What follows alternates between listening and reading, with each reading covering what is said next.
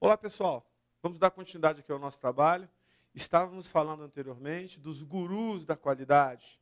Falamos de vários gurus, Demme, Juran, Crosby, né? Falamos também de Kaoru Ishikawa. Eu não sei se você se lembra que quando eu estava falando dos gurus da qualidade, aqueles, né, que de fato trouxeram os conceitos mais aceitos a nível mundial a respeito de qualidade, eu falei para você que eu voltava a falar de Kaoru Ishikawa. Por quê? Porque ele mostra, através do seu trabalho, 7 ferramentas de controle de qualidade. São ferramentas importantes.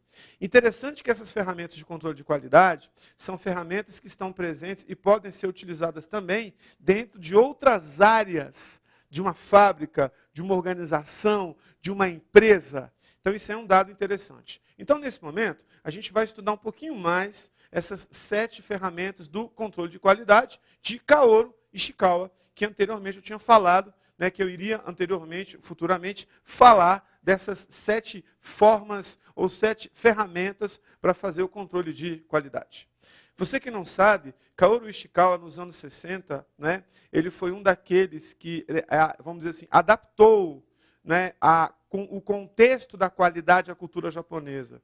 E ele trouxe uma série de contribuições à indústria japonesa em termos de conhecimento, em termos de prática, a partir, né, vamos dizer assim, de seguir as ideias de Demme, Juran, Crosby e outros autores que trouxeram os conceitos de qualidade, né, para a cultura mundial. Então, Ishikawa, ele adaptou a cultura japonesa. Primeiro slide, acompanhe comigo na tela aí, ó. Uma das suas principais contribuições do Ishikawa foi a criação dos 7 instrumentos de controle de qualidade, como a gente já tinha visto anteriormente. Então, nós vamos estudar a análise de Pareto, ou o gráfico 80-20, vamos estudar os diagramas de causa e efeito, hoje a gente chama também de diagrama de Ishikawa, vamos ver histogramas, folhas de controle, diagramas de escada, gráficos de controle e fluxo de controle, que nada mais é do que fluxograma. Como vimos, né, estou só repetindo uma informação que eu já tinha dado anteriormente, segundo Ishikawa, 95% dos problemas de qualidade podem ser resolvidos com estas 7 ferramentas da qualidade. Fechando aqui em mim, na opinião de Ishikawa, 95% dos problemas relativos à qualidade é possível resolver usando esses 7 instrumentos relativos a controle de qualidade. Não quer dizer que todos esses 7 instrumentos sejam escritos por Ishikawa, muito pelo contrário. Muitos desses instrumentos não são dele. Na realidade, ele fez um estudo e ele adaptou vários desses instrumentos à questão da gestão da qualidade. Por exemplo, um deles que ele adaptou foi a análise de Pareto. A análise de Pareto, ou princípio de Pareto, ou o princípio 80-20, não é um princípio escrito por Kaoru Ishikawa, e sim adaptado por Kaoru Ishikawa à questão da gestão da qualidade. Vamos ver o primeiro princípio aí. Acompanhe comigo na tela aí, ó. Classificação ABC. Princípio de Pareto, ou gráfico 80-20. Embaixo, né, nós temos de produtos. À sua esquerda, que é o eixo Y, nós temos a demanda. Veja que nós temos embaixo 20% dos produtos A, 30% do produto B, 50% do produto C. Então, embaixo, no eixo X, nós temos 100% dos produtos. Agora, veja que interessante, 20%, né, dos produtos A representam 80% da demanda, da venda de produtos. Professor, o que você quer dizer com isso? Eu quero dizer para você o seguinte, o produto A representa, se você quiser, 80% do faturamento da empresa ou, se você quiser, 80% dos produtos que são vendidos. Gráfico 80-20. O B, produto, 30%. O C, 80%. Ou seja, 80% desses produtos representam, com relação à venda, apenas 20%. Ou, se você quiser, apenas 20% de faturamento.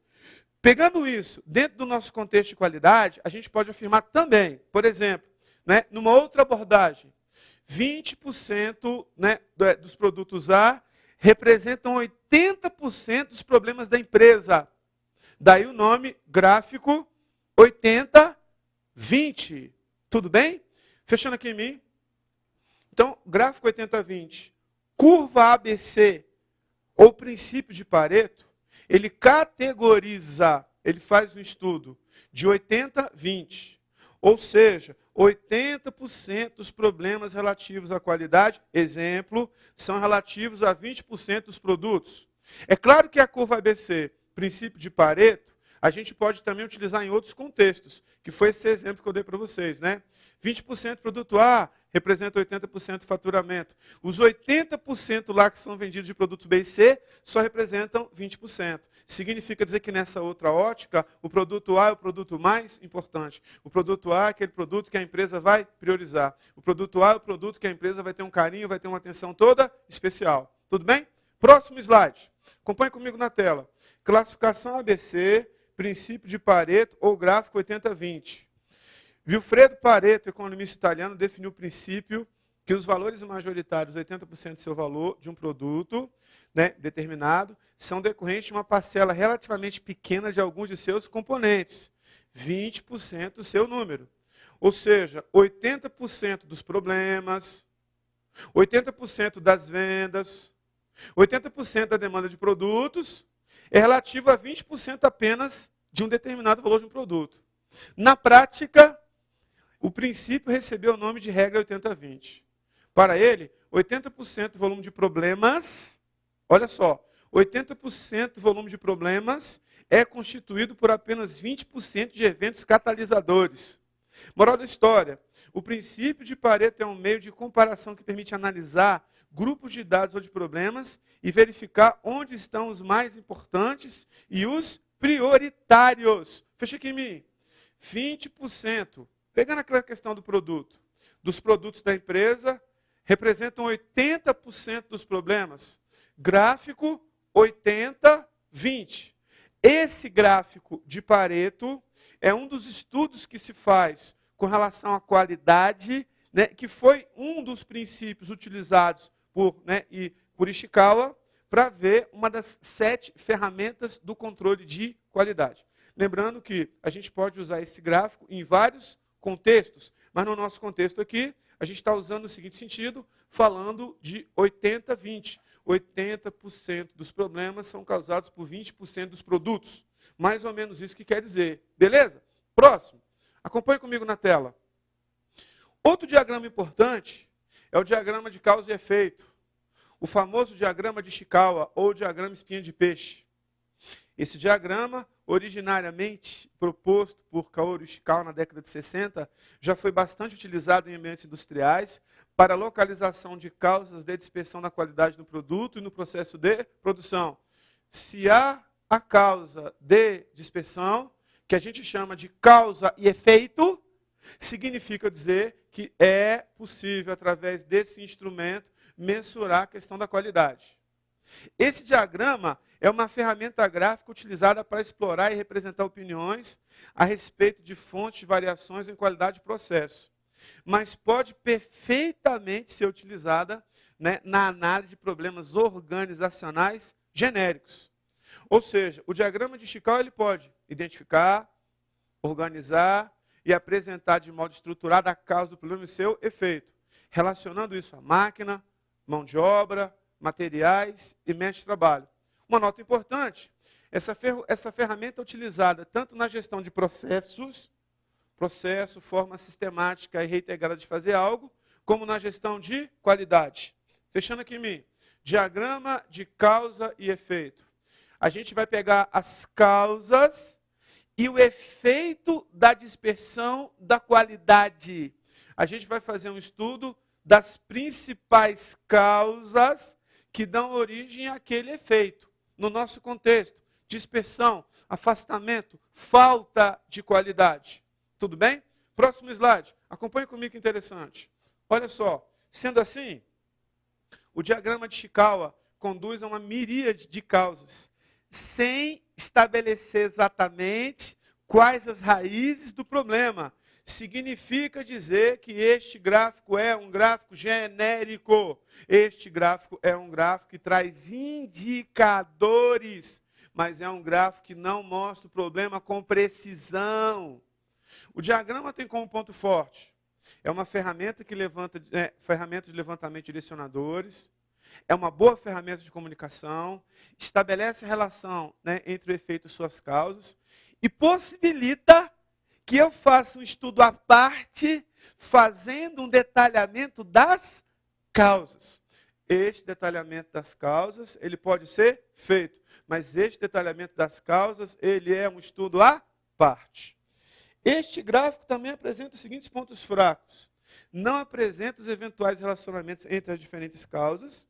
Não focaliza necessariamente as causas que devem efetivamente ser atacadas. Próximo slide, a gente tem um exemplozinho. Ó. Por exemplo, causa, efeito. Nosso contexto, a gente estuda as causas e os efeitos da dispersão da qualidade. Materiais, mestre de trabalho, equipamentos, medida de desempenho. Essas são as causas. Qualidade, o efeito, dispersão da qualidade, o efeito. Tudo bem? Mostra aqui no quadro. Eu quero dar um exemplo para você um pouco mais concreto, para ficar fácil o seu entendimento. Nós temos aqui as causas. Nós temos o efeito. No nosso contexto lá, dispersão da qualidade. Professor, só dá para usar o diagrama de Ishikawa dentro dessa questão do controle de qualidade? Não. Eu vou dar um exemplo para você aqui, onde a gente pega o diagrama de Ishikawa dentro do nosso contexto concurso e a gente aplica de uma outra forma. Tudo bem? Vamos colocar aqui, algumas causas. Vamos colocar aqui 6 causas. Dentro do nosso contexto, que é concurso público, eu vou colocar aqui algumas matérias, tá? Português. Raciocínio lógico. Direito constitucional. Direito administrativo. Direito civil. Direito penal. Então, português, raciocínio lógico, direito constitucional, direito administrativo, direito civil, direito penal. Beleza? Bom, eu vou colocar aqui algumas notas que a pessoa tirou na prova. Português tirou 4, raciocínio lógico tirou 5, direito constitucional tirou 5,5, direito administrativo tirou 5, direito civil tirou 6, direito penal tirou 5. Professor, essas notas que você colocou aí como exemplo, são suficientes para a pessoa ser aprovada no concurso? Não, não são suficientes. Causas, efeito. Atingiu o objetivo estabelecido? Não. Claro que a gente usa isso aqui como dispersão da qualidade. Eu estou usando em outro contexto para você entender melhor. Qual o efeito disso? Não é o seu caso. Mas qual é o efeito disso? Reprovação, que não vai ser o seu caso. Pode ficar tranquilo, pode ficar sossegado. Porque você está estudando comigo, você vai passar. Primeira coisa importante, boa ferramenta de comunicação. A gente olha e a gente vê claramente no nosso exemplo a questão das notas. Perfeito. Possibilita um detalhamento da causa. Por exemplo, o camarada não foi bem em raciocínio lógico, eu vou fazer um detalhamento. Só que tem um detalhe muito interessante. Esse detalhamento que eu vou fazer vai ser um detalhamento à parte. Esse detalhamento vai ser um detalhamento à parte. Não é o diagrama de Ishikawa que me fornece um detalhamento da causa nele. Esse estudo vai ser à parte. Ele me fornece um indicador para fazer um detalhamento. Mas não é o detalhamento feito aqui. Eu tenho que pegar a prova de lógica, analisar o que a pessoa errou, o que a pessoa acertou, analisar o tempo que ela estudou, analisar a sua dificuldade. Então aqui eu tenho um indicador. O detalhamento vai ser à parte. Pegando no nosso contexto lá, o detalhamento da causa de dispersão da qualidade, ele vai ser feito à parte. Aqui é apenas um indicador. Aí, dentro da minha linha de raciocínio, eu quero fazer uma pergunta para você. Qual foi o principal motivo pelo qual a pessoa não foi aprovada? Qual foi o principal motivo? No meu exemplo, foi português. Ué, professor, é porque a nota é mais baixa? Não.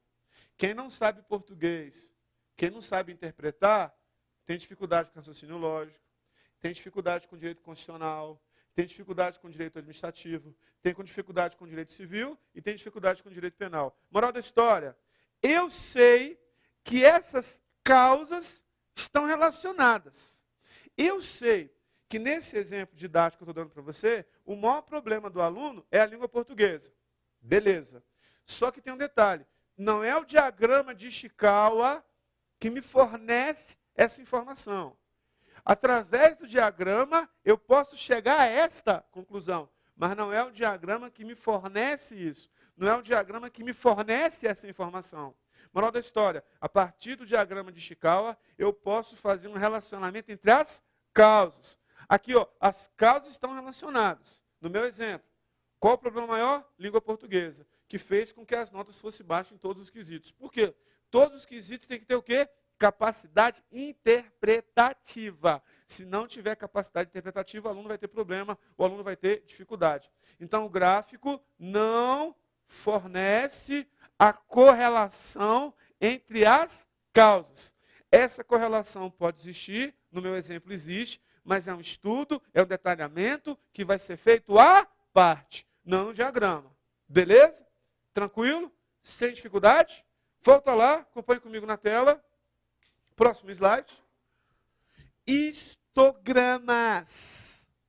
O histograma é o quê? É uma barra vertical para dirigir a atenção aos problemas mais importantes e prioritários, localizados nas barras mais altas, deixando as barras mais baixas para a constatação posterior. Então, no histograma, ou um diagrama de barras, por exemplo, né, a gente não colocou nada aqui para ler, mas você vê que tem uma barra maior aí, não é?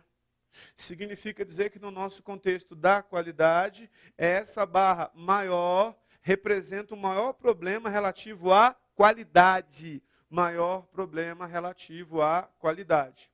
Ou seja, fechando aqui em mim, o histograma é um diagrama em barras verticais, onde a gente prioriza os problemas.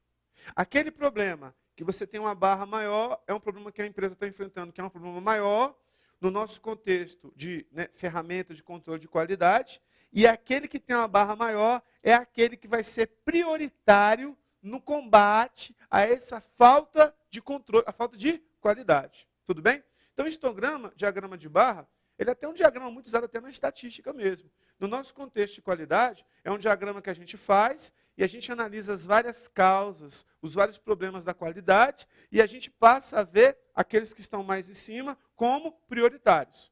É claro que todas as causas e todos os problemas a gente vai atacar, mas em especial esses aí onde a gente tem uma prioridade. Aqueles que são mais prioritários para a empresa, mais prioritários para a organização. Beleza? Tranquilo? Sem dificuldade? Próximo. Folha de controle ou folha de verificação. Mesma coisa, tá? A folha de verificação mais simples é um conjunto de itens que podem aparecer em um processo, para o qual se deve verificar a ocorrência ou não. Ocorrência ou não do problema. A tabela ao lado exemplifica o funcionamento de uma folha de verificação, ou uma folha de controle, utilizada para verificar se houve ocorrência ou não de alguns defeitos mais comuns para uma peça que tenha sofrido um processo de desmoldagem. Por exemplo, manchas. Aí você vê que o lote 3, 4, 7 e 9, na desmoldagem, né, surgiram manchas. Rugosidade, lote 3, 4 e 9. Quebra durante a extração, lote 6, lote 10. Falha de injeção, lote 2, lote 5, lote 9. Problema de soldagem, lote 1, lote 4 e lote 9. Ou seja, a gente faz um conjunto de lotes e um conjunto de características. E a gente verifica a ocorrência ou não desse problema. A gente faz a verificação através de vários quesitos. A partir dessas verificações, a gente faz um controle de qualidade. A gente usa essa folha de controle ou folha de verificação como uma ferramenta também relativa à qualidade. Tudo bem? Fechando aqui em mim. Folha de controle, folha de verificação. A gente coloca os diversos lotes e as características, ou os problemas oriundos daquele processo de fabricação, ou daquele processo de desmoldagem. Tudo bem? Em cima disso, a gente vai marcando, a partir da análise do lote, as características. Então, a gente tem um diagnóstico com relação à qualidade. Se houve dispersão, se não houve dispersão, e qual o problema na desmoldagem, neste exemplo, que ocorreu em cada lote. Beleza? Folha de controle ou folha de verificação também é uma ferramenta de qualidade. Próximo. Acompanhe comigo na tela. Diagramas de escada ou diagramas de dispersão. São representações de duas ou mais variáveis que são organizadas em um gráfico, uma em função da outra. A figura ao lado mostra um gráfico de variáveis que representa uma medida experimental de determinado produto, sendo que os dados do eixo Y, à sua esquerda, representam a medição feita no laboratório A, e do eixo X, as medições feitas no laboratório B. Detalhe, medida experimental de um determinado produto. Fechando aqui em mim. Diagrama de dispersão. A gente pega o mesmo produto, ou uma mesma característica, ou um mesmo processo de produção, em dois locais diferentes. Então, a gente compara os resultados para chegar a conclusões. Laboratório A, laboratório B. Será que os problemas foram os mesmos? Será que com relação à dispersão da qualidade, a dispersão foi a mesma? Se isso aconteceu, a gente tem um diagnóstico mais preciso dos problemas enfrentados nos laboratórios. Ou problema enfrentado em um, ou problema enfrentado no outro laboratório. Até porque os dois laboratórios, nesse exemplo, eles podem estar em condições ou situações diferentes. Tudo bem? Volta lá, próximo slide. Acompanhe comigo. Os diagramas de dispersão são representações de duas ou mais variáveis que são organizadas em um gráfico. Pode passar, isso eu já falei. Esse diagrama é muito utilizado para correlacionar dados, fazer uma correlação de dados, como eu dei o exemplo para você. Correlação de dados em locais ou condições diferentes de fabricação, com a influência de um fator em uma propriedade. Dados obtidos em diferentes laboratórios ou diversas maneiras. Predição versus medição, por exemplo. Interessante esse detalhe.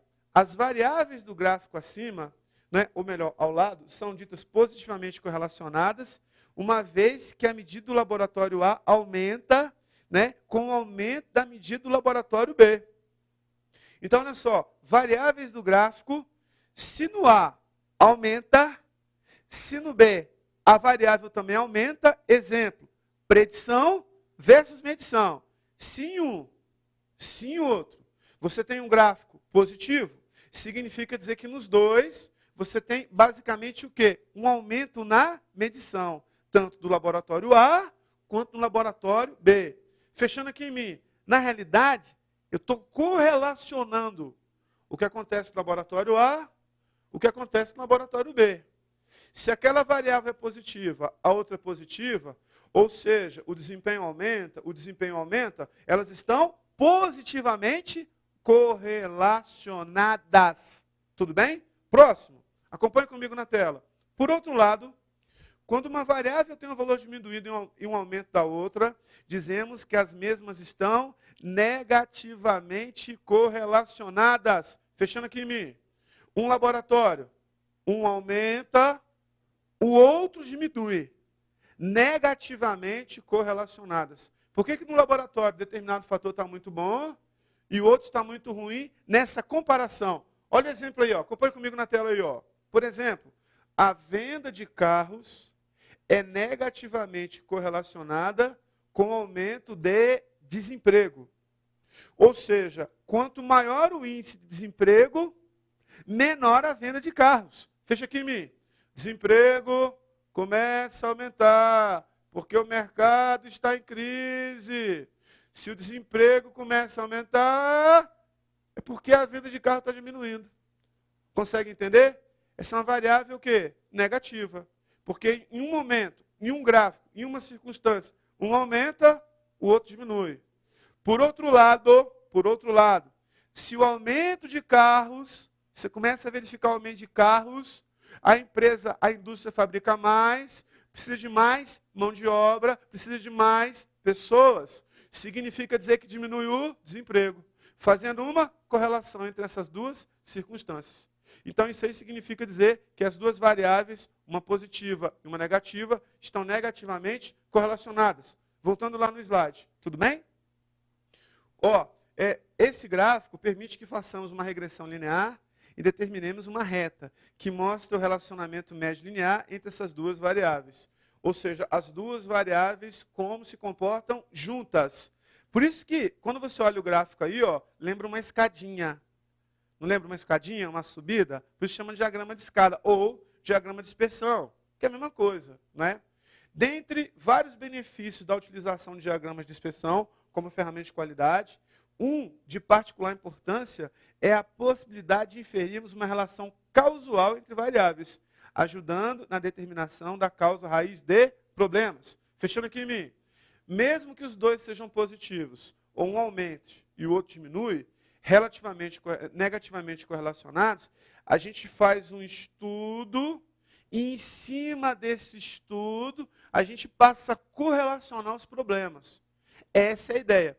Sejam de dois locais diferentes, laboratório A, laboratório B, sejam de duas causas diferentes, como desemprego, né, aumento de desemprego, diminuição da produção, ou aumento da produção, diminuição do desemprego, como a gente tinha visto anteriormente. Beleza? Então, diagrama muito importante, diagrama de escada, diagrama de dispersão, diagrama também que, segundo Ishikawa, é um diagrama que a gente pode utilizar como uma das ferramentas do controle de qualidade.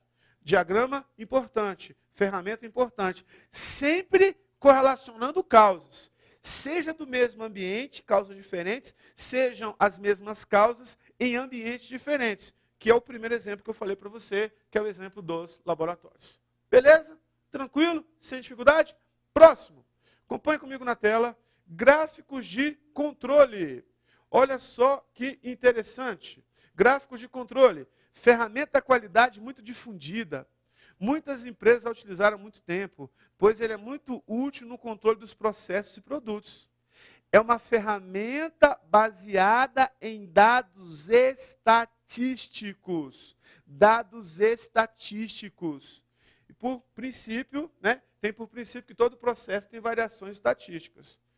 A partir da determinação dessa variação, são calculados parâmetros que nos informam se o processo está ocorrendo dentro dos limites esperados ou se existe algum fator que está fazendo com que o mesmo saia fora do controle.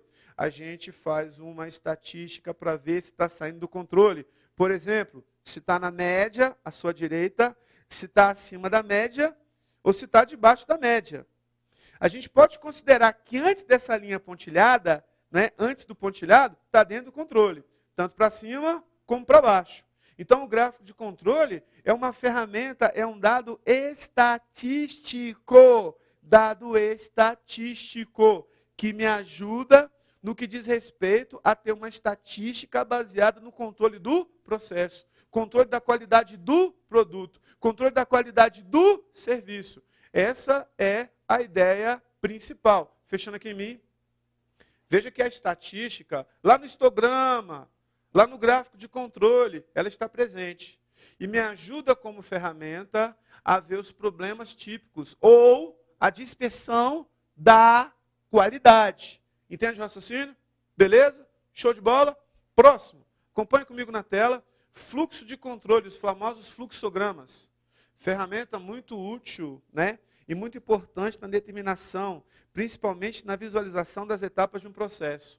Ele utiliza alguns símbolos que representam diferentes tipos de ações, atividades e situações. Fecha aqui em mim. Não confunda fluxograma com organograma.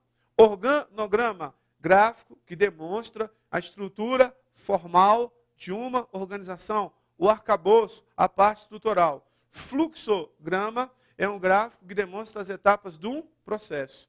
No nosso contexto de qualidade, dentro dessas etapas do processo, a gente vai ver as etapas, por exemplo, que não estão sendo adequadas, ou as melhorias que a gente faz nessa etapa.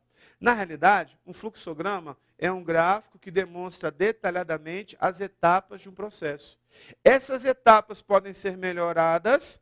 Kaizen. O que é Kaizen? Melhoramento, aperfeiçoamento contínuo.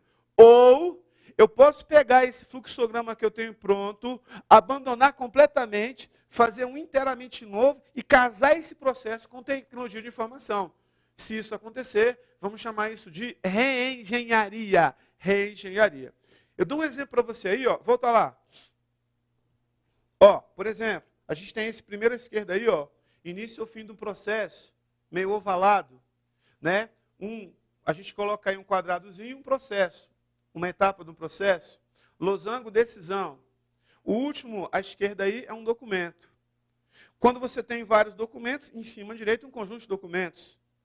A gente tem um disco magnético, continuação de um processo, e a gente tem um dado armazenado. Isso é um tipo, é um exemplo de alguns tipos de simbologias que a gente pode usar no fluxograma. Passa o próximo aí, a gente dá um exemplo. Início de um fluxograma. O que é isso? Procedimento, rotina de vendas. Por exemplo, você tem o início, que é esse meio ovalado, aí você tem uma operação. Cliente solicita apostila. Próxima operação, vendas verifica disponibilidade. Aí chega o losango, decisão. Tem o material? Se sim o material, olha o sim. A venda, né, ela confirma a venda junto ao cliente. O cliente efetua o pagamento. Vendas envia a apostila para o cliente, fim da operação. Voltando para o losango, se não, venda comunica o cliente, né, sobre a não disponibilidade e a venda não acontece. Ou seja, este é um exemplo de um fluxograma que representa uma rotina de vendas. É um fluxograma que representa as etapas de um processo. Fechando aqui em mim. O fluxograma representa as etapas do processo. Se a empresa, exemplo, a dispersão da qualidade é a falta do produto. No fluxograma você percebe claramente. O cliente não está comprando. Não está comprando por quê? Por que que o fluxograma não está acontecendo na sua íntegra, na sua integralidade? Por quê? Porque o produto está em falta. Através desse fluxo de controle, ou através desse fluxograma, eu sei que o problema é a falta da mercadoria. Moral da história, o fluxograma é vamos dizer assim, um tipo, né, de diagrama que demonstra as etapas de um processo. E dependendo do resultado final do fluxograma, a gente sabe se realmente, com relação ao controle de qualidade, se a empresa está tendo qualidade naquele produto ou naquele serviço, ou se a empresa está conseguindo ou não buscar e encontrar aquilo com excelência. A gente pode melhorar o processo e a gente pode redesenhá-lo através da reengenharia, fazer um processo inteiramente novo. No nosso exemplo, o que a gente tem que fazer para que o fluxograma sempre aconteça? Ter qualidade, ter preço e, no nosso exemplo ali, não faltar produto. Se faltar produto, você vê que na decisão não tem a venda. Você comunica ao cliente, termina o processo sem fazer a venda. E quando uma empresa ela recebe o cliente e não ela faz venda, ela não faz a venda, ela deixa de ganhar.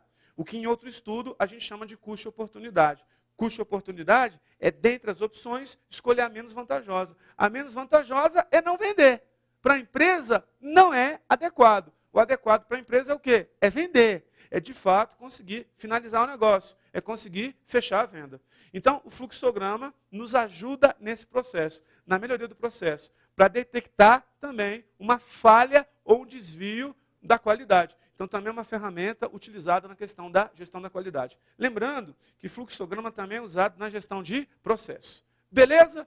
Sem dificuldade? Ficou claro para você? Deu para ter uma noção bacana aí dessas 7 ferramentas de qualidade de Ishikawa? Beleza? Vou ficando por aqui. Espero que essa aula tenha ajudado você. Um abraço para você.